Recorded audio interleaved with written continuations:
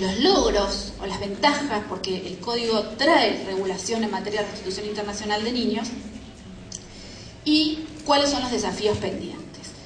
Para los que no lo tienen muy fresco, la restitución internacional de niños es esta situación de tirantez que se produce cuando un padre de un niño decide cambiar el lugar donde el niño tiene su centro de vida y desplazarlo a otro lugar para cambiarlo. No lo hace de una forma ordenada y pidiendo la autorización al juez del lugar donde este niño vive, sino que lo hace de una manera ilícita desde un punto de vista civil. Este desplazamiento ilícito, lo que intenta el padre que lo realiza es cambiar esta situación que se vivía de hecho y elegir de manera unilateral otro lugar en donde residir. La República Argentina, con la Convención de los Derechos del Niño, hoy lo decía Ángeles, los niños tienen derecho a tener contacto con sus dos padres.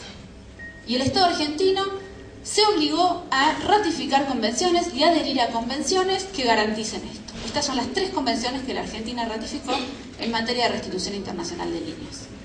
La Convención de La Haya nos vincula con 93 estados, pero hay más estados en el mundo. Ojalá que todos los casos que existan de restitución nos toquen tramitar por la Conferencia de La Haya, la Convención de La Haya. Pero no es así. En el marco de la Convención de La Haya, que es de 1980, en todos estos años se realizaron muchos trabajos para estudiar qué pasaba en la aplicación de la Convención, qué dificultades prácticas traía la aplicación de la Convención, qué pasaba, cómo se interpretaba un artículo, qué artículo era el que traía dificultad, qué etapa del procedimiento es el que traía las dificultades. Y se desarrolló una serie de guías de buenas prácticas y de herramientas que ayudan a los jueces a interpretar la Convención y aplicarla correctamente.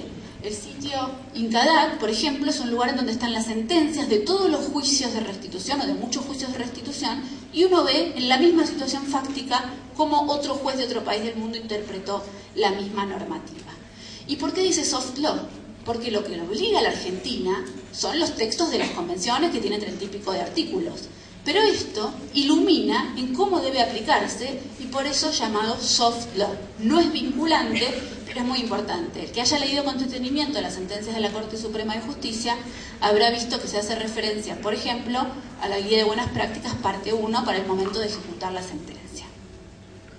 Entonces, los estados se ponen de acuerdo y hacen un esquema de cooperación. Dicen, hay un estado, que es este redondel, en donde viven los niños. Los jueces naturales para tomar las decisiones de vida de los niños son los jueces de este estado. No debería tomarla ni uno de los padres unilateralmente, si ese derecho no se los permitiera, ni el juez de ningún otro estado. Pero una de las partes, y en general últimamente la mujer, se desplaza hacia otro estado, que vamos a llamar estado de refugio, y en este nuevo estado trata de legitimizar este obrar ilícito. Y va rápido al juez y le dice, yo tengo la tenencia, yo tengo la responsabilidad parental. Pero ¿qué pasa? Los dos estados se comprometieron a cooperar. ¿Y cómo cooperan? Los dos se pusieron de acuerdo el que juez que va a decidir las cuestiones del niño es el juez del estado de la residencia habitual. Entonces lo que tiene que hacer el juez del estado de refugio es devolverlo rápidamente. Porque cuanto más tiempo pase, el niño, además de este desarraigo abrupto primero, va a tener el segundo desarraigo que va a ser el posterior a su inmersión y su inclusión en este nuevo lugar que probablemente vaya al colegio y tenga amigos y demás. Pero lo que me interesa que quede claro de este dibujo es cómo el mecanismo de cooperación es que los niños vuelvan. El factor tiempo es fundamental. ¿Por qué? Porque yo tengo un procedimiento muy acotado. La única pregunta que se hace el juez de este lado, donde están ahora los niños del estado de refugio, es ¿restituyo o no restituyo? Y la convención le dice, usted debe restituir. Y le dice, solamente no va a restituir si se dan una de estas 4 excepciones taxativas. Y no solo taxativas, interpretadas muy restrictivamente. Que usted esté seguro de que eso se probó. No crea si hay un riesgo, tiene que estar seguro. Entonces, si queremos que esto sea rápido, no me produzca una prueba que sea para una tenencia. No trate de averiguar qué padre es mejor para el niño y con quién le conviene vivir al niño. Porque el juez que tiene que tomar esa decisión es el juez del estado de la residencia habitual anterior a este desplazamiento, que es el juez que tiene competencia natural para ello. Entonces, tenemos este desafío que es la celeridad. ¿Qué pasa en el Código Civil y Comercial? En el Código Civil y Comercial, el artículo 2642 es el artículo que introduce la cuestión de la restitución internacional de niños y tiene 3 partes. Tiene una primera parte que dice, en una cuestión de restitución internacional de niños, primero se aplican las convenciones internacionales. Bueno, esto ya lo sabíamos por nuestro sistema constitucional. Y dice, en segundo lugar, para aquellos casos en los cuales el ámbito de aplicación de ese caso concreto exceda los tratados, es decir, no resulte aplicable el tratado en el caso concreto porque el niño vino, por ejemplo, de un país africano con el cual no está vigente la convención, lo que debe hacer el juez es tratar de adaptar el caso y aplicarle igual el procedimiento de la convención. Igual se lo tiene que aplicar. Entonces, para todos los que dicen, hay un solo artículo de restitución internacional, sí, hay un solo artículo que incorpora los 30 de la convención, más, como acá dice, principios, no incorpora solamente el texto de la convención, también incorpora todo ese soft law que recién pusimos acá, porque son los principios los que tienen que cumplirse. ¿Y cuál es el parámetro para esta adaptación? Como siempre, el interés superior del niño. Y me interesa destacar que en materia de restitución internacional del niño, ¿cómo debe ser entendido este interés superior del niño? Ustedes todos sabemos que no hay una definición del interés superior del niño y que esto es adrede. ¿Por qué? Porque se espera que sea una cuestión moldeable según el caso, según la materia, y que no sea una nomenclatura, un catálogo de qué es el interés superior del niño. En el marco de la restitución internacional del niño, el interés superior del niño es no ser trasladado ni retenido ilícitamente. Es que el juez que debe tomar las decisiones de con quién va a vivir el niño y en qué país sea el juez del estado de su residencia habitual. Y además, ser prontamente restituido para restablecer la situación. Y alguien me va a decir, pero ¿cómo lo voy a restituir si está probado que el padre en el otro país era violento? O que vivía en una casa y no tenía posibilidades de vivir en otro, que había una situación que afectaba la integridad de este niño. Entonces, si en el caso concreto el interés superior del niño sea no ser restituido, ese interés superior tiene que encauzarse en alguna de las 4 causales que prevé la Convención. No existe no restituir por un interés superior del niño en general o porque es más beneficioso o porque el niño ya se arraigó. Solo se puede no restituir por las causas que marca la Convención. Las otras 2 partes de este artículo se refieren, una, a la etapa previa a la restitución. Es decir, yo soy juez y, por ejemplo, soy defensor y advierto que vino un padre para tratar de encauzar una tenencia, pero a mí me suena raro que venga solo, que me diga que viene de otro país. Entonces, cuando yo tengo una duda como juez, tengo que frenar y tratar de que no se me escape. Me dice el artículo que tome medidas anticipadas. No me dice cuáles. La creatividad del juez, la artesanalidad del caso y las posibilidades que tenga le van a decir. Reténgale el pasaporte. Trabe las fronteras del país. Si piensa que se va a escapar o que se va a ir, que comparezca semanalmente a la comisaría o a una dependencia judicial y que se apersone y que diga, no, yo estoy acá. Le pondré una custodia judicial, le buscaré la vuelta en el caso. Pero tengo que asegurar esto. Y por otro lado tengo que asegurar el regreso seguro, es decir, buscar la forma de que cuando yo ordeno que el niño vuelva porque no se probaron ninguna de las excepciones, se pueda garantizar en alguna medida o tratar de prever en qué situación el niño va a llegar al otro país. Entonces, por ejemplo, la comunicación judicial directa puede servir para que los jueces se pongan de acuerdo y que le digan, mira, yo voy a ordenar la restitución, pero necesito que la medida que se tomó acá, de que el padre no puede estar solo con el niño si no hay un asistente, porque no tengo dudas acabadas de que no haya un riesgo, se replique en tu estado. Esto se llama orden espejo. Lo mismo que se toma en un lado, se toma en el otro. O una orden de puerto seguro. Que no llegue solo, que haya personal del juzgado, que los acompañe hasta el lugar que vayan a vivir, que en la primera semana, el primer día hábil haya una audiencia, ¿sí? Entonces, todo esto también es lo que promueve el nuevo código. Es decir, se produce esta tensión, ¿sí? Estas ganas de hacer como un balance entre, por un lado, la seguridad jurídica que tiene que tener el juez en este marco tan acotado. Él tiene que estar seguro de que restituye o no restituye por qué. Y por otro lado, la celeridad. Si yo tardo, lo que más afecta es el interés superior del niño. La idea es restituir. Entonces, desvirtúo el objeto de la convención, igual voy a tener que restituir. Porque si no, este efecto disuasivo que tiene las convenciones de restitución no se desplace, porque si usted se desplaza, enseguida actúa la convención, se desvanece. ¿Qué pasa en la experiencia de nuestro país? Sabemos que hay muchos casos de restitución. Yo traje hoy 2 como para mostrar estas cuestiones de la celeridad. Hay un juez, hubo un caso el año pasado en Rosario, de un juzgado colegiado que se presentó a la feria, se habilitó la feria. Se trataba de una niña que vivía en España y fue traída por la madre, y la jueza de feria interviene. La jueza resuelve el caso en 9 días. Se puede resolver en 9 días. Llama una primera audiencia y en la audiencia toma estas medidas que fuimos mencionando. Establece que la madre permanezca con la hija en un lugar, toma el pasaporte para que quede en la secretaría del juzgado. Todos conocen un caso que hubo el año pasado en Comodoro Rivadavia, que la lentitud en ejecutar la sentencia, en que se obtenga el pasaporte, porque no tenían el pasaporte.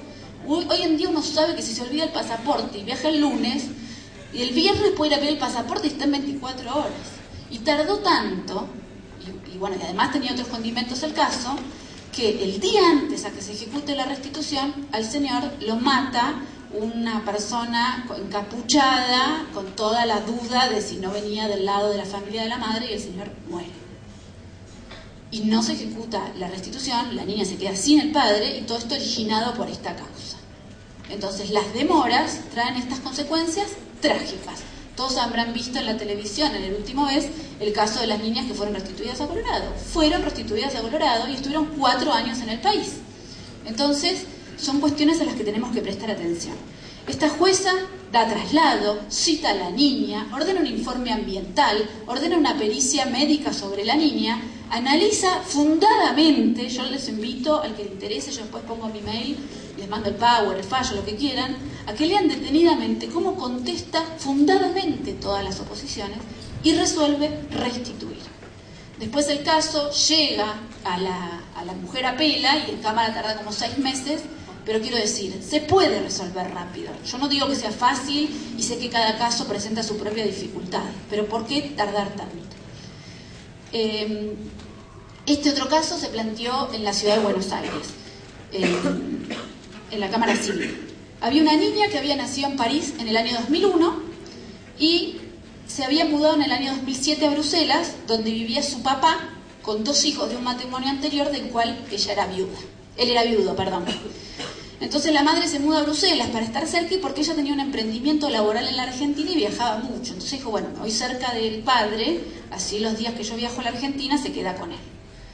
Cuando la madre vuelve de estos viajes, la niña les empieza a contar que cuando él está en la casa del padre, ella sufre un maltrato que no se termina de definir, por lo menos de lo que se lee de la sentencia, si es verbal, si es físico, si es sexual. Entonces empieza una etapa de judicialización de esta historia familiar.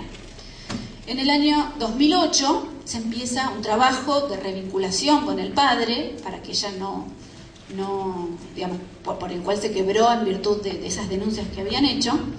Y después de este trabajo que realiza un equipo técnico que da cuentas de la sentencia, el juzgado ordena que la niña iba a permanecer algunos días por semana en la casa del padre. La madre apela, pero el Tribunal Superior confirma y dice, va a pasar unos días en la casa del padre.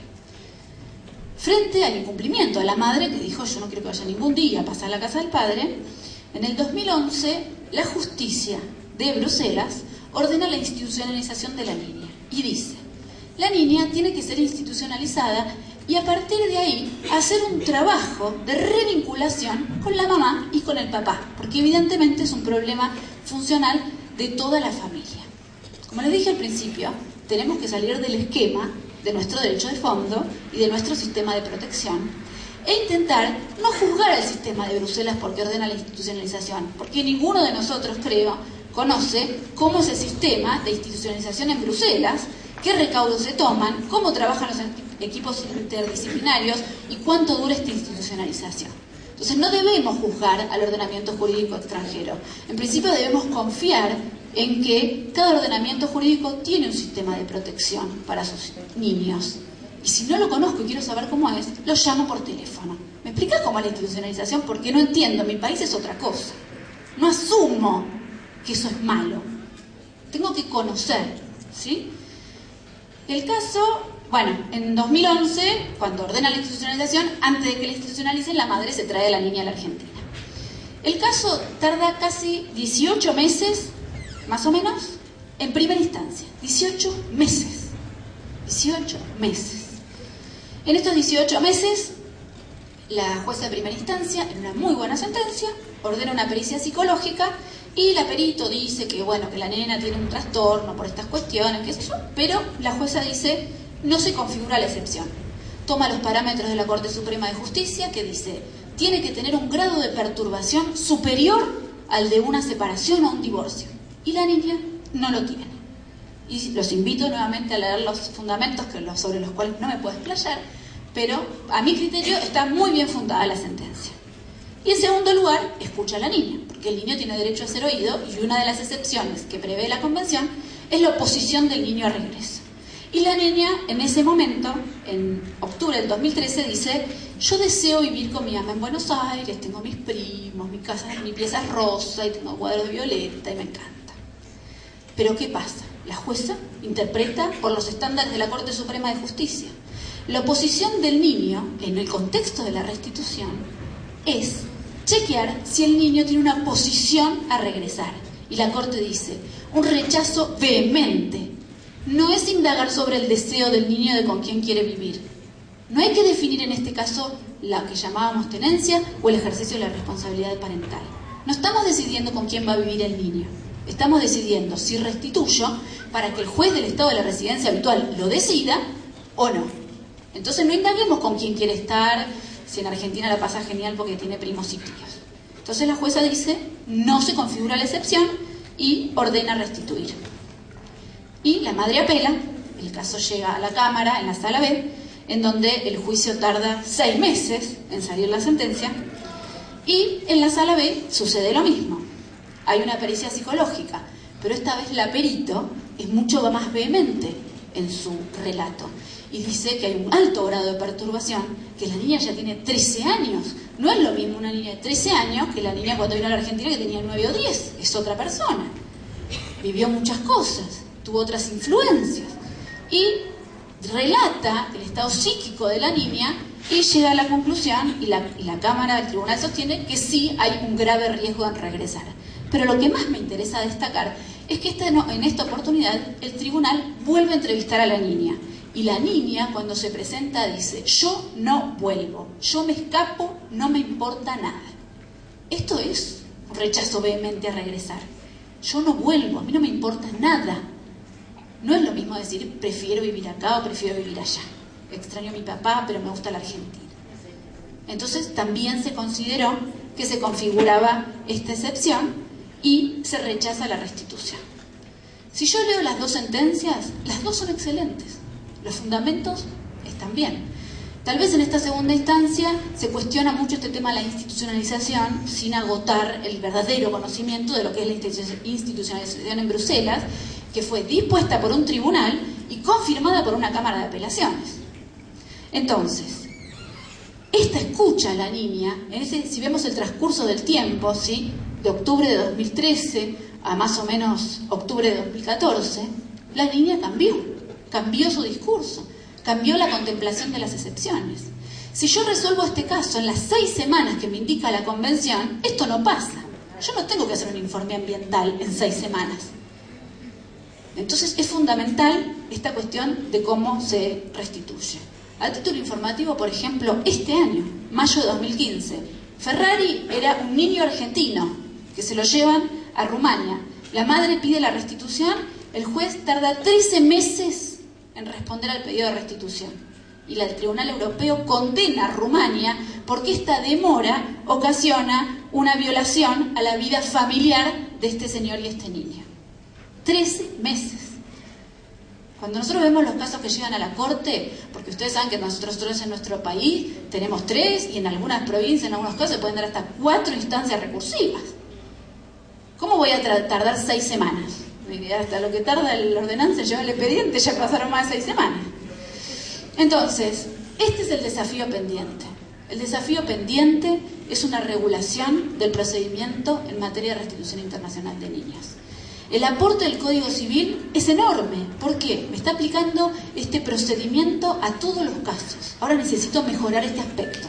Necesito plazos acotados. Necesito seguir pruebas concretas, no 6 testigos, 2 testigos, 3 testigos, 2 instancias de apelación. Plazos cortos, 24 horas, habilitación para todo. ¿Sí? Es urgente. Cuanto más pasa sin que el niño vuelva, más perjuicio le produce a él. Tenemos un proyecto de ley en el Congreso de la Nación del año pasado, que es muy bueno. Es un proyecto que tiene una etapa muy importante de mediación y una etapa judicial muy acotada, pero uno de los problemas que tienen las leyes de regulación del mecanismo convencional es este interrogante: ¿son leyes de naturaleza federal o son leyes de naturaleza procesal? ¿Y por qué importa la respuesta? Porque si sale una ley y si consideramos que es de naturaleza procesal, ¿cómo hacemos después para que esta ley se replique en todo el país? Vamos a tener un forum shopping interno. Me voy a vivir a la provincia de que después me tarde 6 años el juicio en vez de 6 semanas. En los fundamentos de este proyecto de ley, que está disponible en el sitio web del Congreso, se entiende que como en realidad se trata de regular un convenio internacional, un mecanismo de un convenio internacional, la norma es de naturaleza federal. Y que la propia Convención de la Haya, en el artículo 2, dice: los estados tomarán todas las medidas apropiadas para que este procedimiento se efectivice rápidamente. Una medida apropiada es regular ese procedimiento. Entonces sostienen que es una cuestión federal. Con esto quiero decir que mucho camino se ha recorrido. El Código Civil y Comercial de la Nación en materia de derecho internacional privado de la familia es un salto enorme. Me tomé el tren bala y de repente aparecí en otro país. Quiero decir, es riquísimo el aporte y algunas cosas quedan para hacer, pero tenemos una base que es un lujo, digamos. Estamos en el lujo de los lujos. Y seguir trabajando para que haya una legislación que regule esto y, como juez, como abogado, como funcionario, estar al interés superior de los niños, focalizar en ellos. Y su interés es la celeridad, con solidez, con seguridad jurídica, pero con celeridad. Así que bueno, muchas gracias y cualquier cosa que quieran.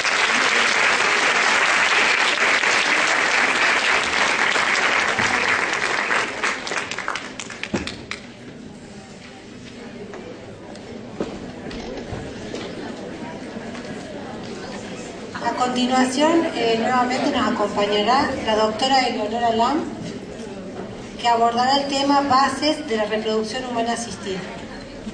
Gracias, doctora.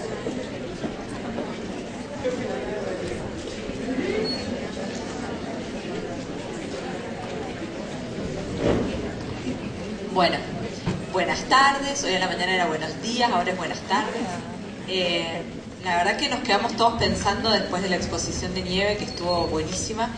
Y ahora vamos a bajar un poco a lo terrenal de vuelta, a lo más, digamos, de fondo, que es, hoy a la mañana decíamos que el Código Civil y Comercial innova en muchas cosas. Una de las cosas nuevas que trae es este artículo 26, que de alguna manera viene a modificar algunas cuestiones de la niñez, pero otro gran cambio es el de las técnicas de reproducción humana asistida y su impacto en lo que es el derecho de filiación. ¿Por qué cuando la comisión redactora se decidió por regular la filiación, decidió introducir un tercer tipo de filiación? Estos son datos del Registro Latinoamericano de Reproducción Asistida del año 2011, que reflejan que en Latinoamérica se hacen alrededor de 115.000 procedimientos, hay alrededor de 115.000 niños nacidos por reproducción asistida. Este en realidad es un dato más viejo, pero a mí lo que me interesa mostrarles es la proporción. Porque si bien en primer lugar está Brasil con casi el 45% de los nacimientos, en segundo lugar está Argentina, y si tenemos en cuenta el número de habitantes que tiene Brasil y lo mayor territorial, lo más grande territorial que es Brasil de Argentina, entonces podemos darnos cuenta de la importancia que tienen las técnicas de reproducción asistida en Argentina, lo importante que son estos tratamientos en nuestro país, lo avanzado que estamos a nivel mundial y por eso también es que muchos vienen de todas partes del mundo a hacerse tratamientos en nuestro país, porque además de ser buenos, son relativamente más baratos que en otros lugares. Pero si nos vamos a datos más actuales, al 2014, tenemos que en América Latina hay 130.000 niños nacidos por TRA, y en Argentina se calcula que son unos 26.000 niños y niñas los que han nacido por técnicas de reproducción asistida. A nivel mundial hay más de 5 millones de niños y niñas nacidas por técnicas de reproducción asistida, y de hecho el padre de Louise Brown, el padre médico, digamos, de Louise Brown, que fue la primer niña nacida por técnicas in vitro, que nació en el 78, ya fue galardonado con el Premio Nobel de Medicina por lo que significó estos avances, y obviamente Louise Brown ya tuvo hijos y ya... lo aclaro porque en realidad los otros días estaba en un congreso de reproducción asistida y una persona que criticaba las técnicas mostraba una foto de Louise Brown con su hija y decía, pero ustedes no le ven cara pálida a Louise Brown, como, y a la niña no le ven cara pálida, como queriendo diamonizar esto de las técnicas. La verdad que Louise Brown no tiene cara pálida, es muy blanca, sí, porque es una inglesa muy blanca, y la niña era igual de blanca que ella, pero no tenía nada experimental, ni nada, ni para Louise, ni para su hija, ni para Ana, ni para ninguna de las personas que han nacido por técnicas de reproducción asistida, le significa ningún cambio en su persona, ni ninguna cosa mala en absoluto. En Argentina el primer procedimiento de fertilización in vitro fue en el año 84, es decir, hemos ya recorrido un largo camino y mucho tiempo sin legislación, y si bien ahora tenemos algo de legislación, lo cierto es que hasta el 1 de agosto no tenemos muy claro el tema de la filiación. Cuando hablamos de TRA, necesariamente tenemos que hacer alusión a 3 grandes pilares. Por un lado, la ley de cobertura, que todos la conocemos, que la tenemos, que ya lleva casi 2 años. Por un lado, un sistema de filiación, que es el que incorpora el Código Civil y Comercial. Pero por otro lado, necesitamos, mejor dicho, una tercera pata dentro de todo este sistema, que es una ley especial de técnicas de reproducción asistida, que venga a regular todo aquello que no dijo la ley de cobertura, porque se limitó a ser una ley de cobertura, todo aquello que no dice el Código Civil y Comercial, porque es un Código Civil y Comercial y por ende no puede entrar en determinados aspectos que tienen que ser objeto de una ley especial, y que por ende hoy estamos a mitad de camino porque tenemos una ley con media sanción, pero lo cierto es que necesitamos cubrir este aspecto también. En materia de cobertura, como les decía, tenemos esta ley 26862 que repercute y vino a también sumar y vino también a presionar en este sistema de filiación del Código Civil. ¿Por qué? Porque esta ley es una ley amplia, igualitaria, que facilita el nacimiento de niños y de niñas por parte de toda pareja y de toda persona. ¿Por qué? Porque a diferencia de lo que ocurre en el derecho comparado en muchos países que también brindan cobertura a las técnicas de reproducción asistida, la ley nuestra no exige lo que se conoce como infertilidad médica. Es decir, no exige que para que una pareja pueda obtener la cobertura por parte del sistema médico muestre un problema de infertilidad médica. ¿Y esto por qué? Porque la infertilidad puede ser médica por un lado, en cuanto yo puedo tener una obstrucción en las trompas, puedo tener un problema para ovular, puede que mi pareja tenga un problema en sus espermas, puede que exista la infertilidad médica por ahí, pero existen otros tipos de infertilidad.